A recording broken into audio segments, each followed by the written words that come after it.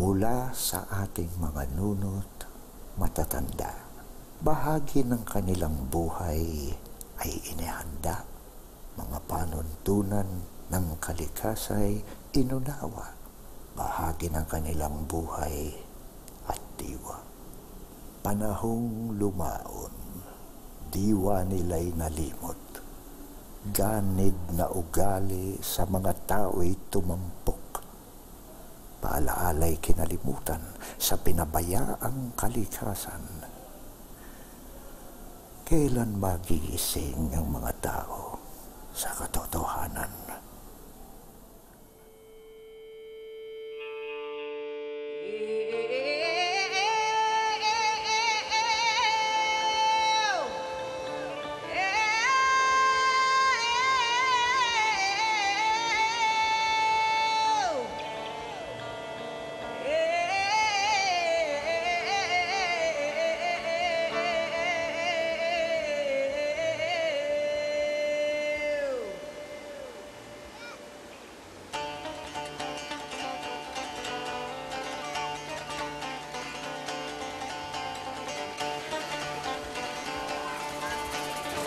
Marjeline!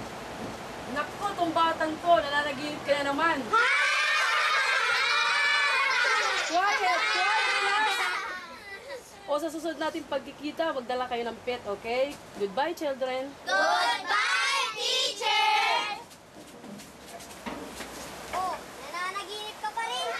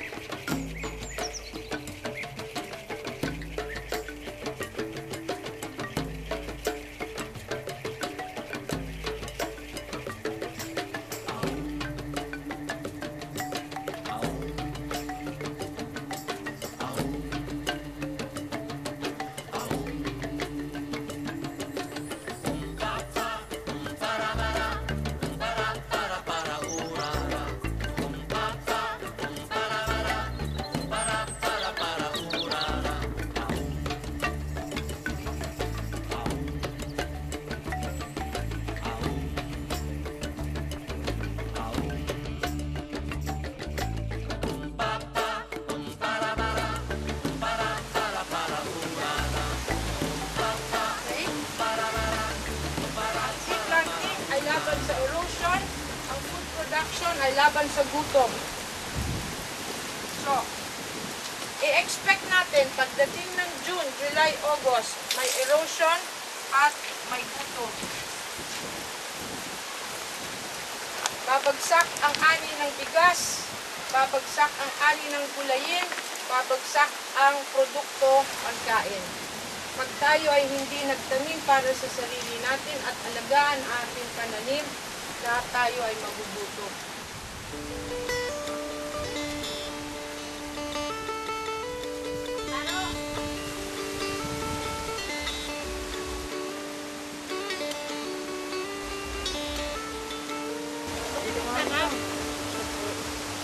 Marjeline!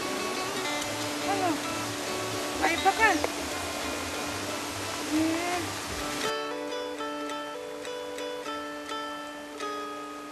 Saan po pumupunta ang basura? Pag umulan ng umulan, yung basura niyan, sasama yan. Yung papunta sa baba, papunta sa ilog. And since lahat ng ilog ay papunta sa dagat, yan ang kinakain ng isda natin. Tapos yung isda yun, kakainin natin.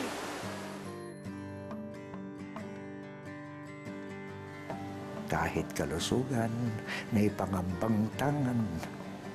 Sa wika ng engkanto'y bulok ang nilalaman. Kaya karamdaman na lumalalang tunay.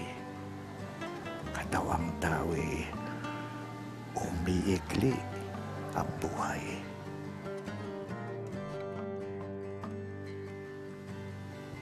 Daranas ng hirap ang inyong mga supling dahil maghihirap at walang kakainin.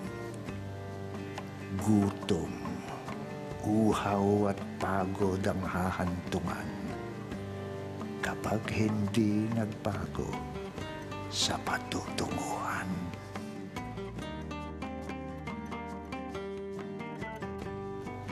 Sa lupit at himagsik ng inyong pamumuhay, kayo na rin ang hahatol sa sariling buhay.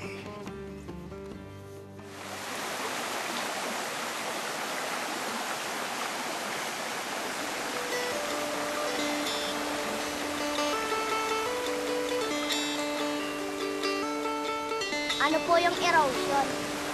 Erosion? Erosion, yung pagtitibag ng lupa. Tulad nitong lupay na yan, kung nasaan ang mga puno. Dati yan, lupang yan ay kasama sa lupang ito. Magkakadikit sila. Ang lugar na malamig na biglang uminit tulad sa impyerno sa aming masakit. Tanging daing sa amang makapangyarihan, bigyan ng parusa ang mga lapastangan. Walang pakundangan sa paghapay ng kahuyan, kahit mga engkanto'y na naghuy sa kadiliman. Naglipa ng mga ibon na wala ng dadapuan. Kahit mga usay, walang sisilungan. Kung hindi manunumbalik ang dating kaayusan, lupa sa kabundukan, dadaustos sa kapatagan, tubig na kristal sa bukal na nilinang, matutuyong kusa na walang pakinabang.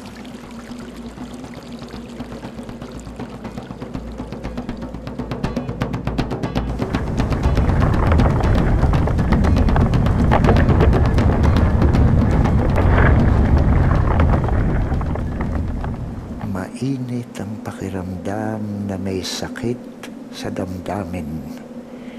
Hindi na magtatagal, kayo yayanigin.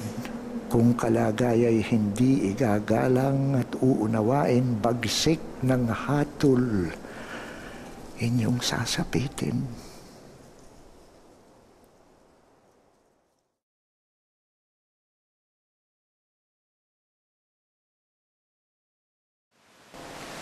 Ano pong mangyayari sa maiso? Para sa inyo ang lupang ito. Depende sa inyo yan. Kung ipagpapatuloy nyo lahat ng natutunan nyo, wala tayong ibang pupuntahan kundi progreso. Kailangan ituro sa lahat ang lahat ng natutunan nyo.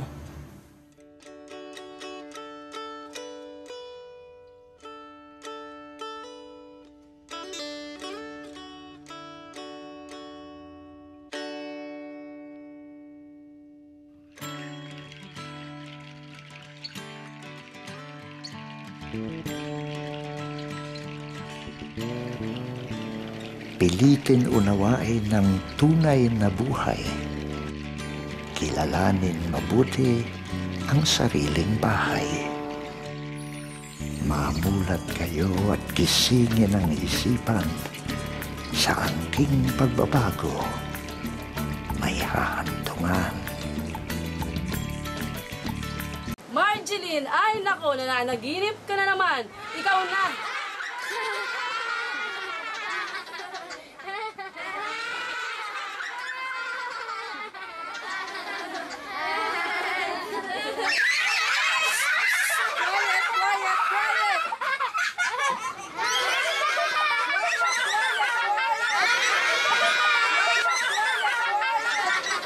Oh, bakit yan ang dala mo? Aalagaan ko naman po ito na parang pet. O sige nga, ituloy mo. Ito po ang puno ng nara. Kapag lumaki po ito, yayabong at magbibigay ng lilim. Magbibigay din po ito ng tirahan sa mga ibon at sa iba pang hayop. sino magtatanong? Eh, saan mo natutunan ang hindi puputulin ang mga nakakatanda sa atin ang mga punong kahoy? Ano ang dapat gawin upang maiwasan ang pagbaha? Ikaw, bakit nagpapatibay ng lupa ang nara?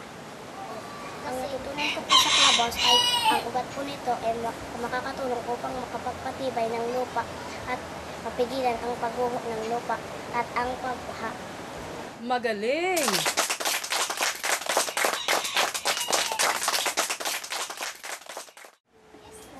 Thank you, class, and goodbye, children. Good